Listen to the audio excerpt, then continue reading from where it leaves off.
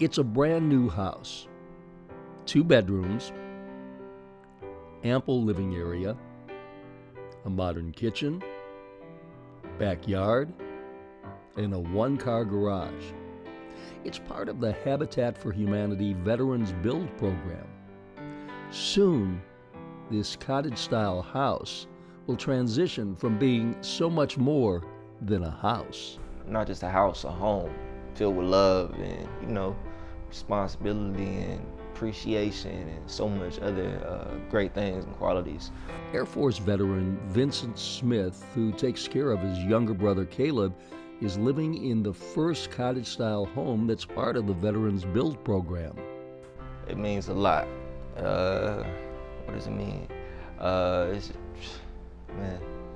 It means a lot. It's a lot to me personally, my family. I take care of my brother, so it's a lot for me and him, knowing that we have the security. It's built, it's customized for him pretty much. So I mean, that's a good thing as well. Just knowing that it was thought about a little more to fit our needs exactly the way we needed it. Habitat for Humanity recognized that not only are thousands of veterans homeless in this area, but also those who do have a home are having a rough time making it. Over 28% of Florida veterans are paying too much for rent or mortgage, so they're struggling to, decide whether I'm gonna pay the light or buy food. So there's a lot of need within not just the veteran community, just our communities as a whole. Nitsa Rivera, also a veteran with 23 years in the Army, leads the Habitat Veterans Program that builds these cottages. It's just a continuation of, being in the service. You want to make sure that your people are taken care of.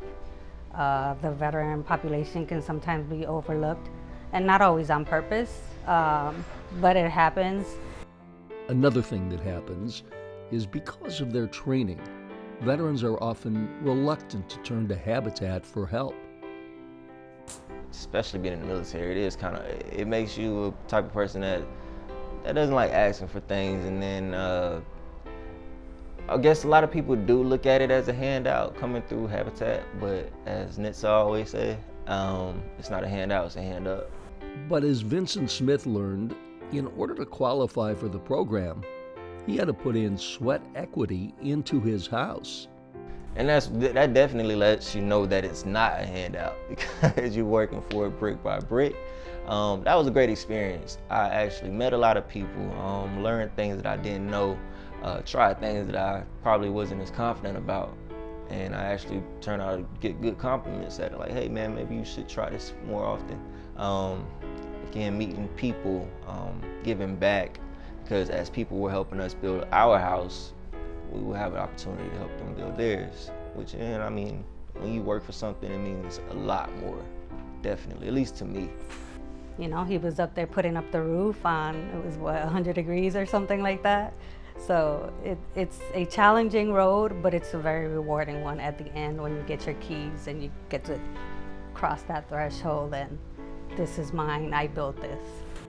Any vet interested in the program should contact Habitat. I would just say don't be afraid to ask for help. Don't be afraid to explore different opportunities.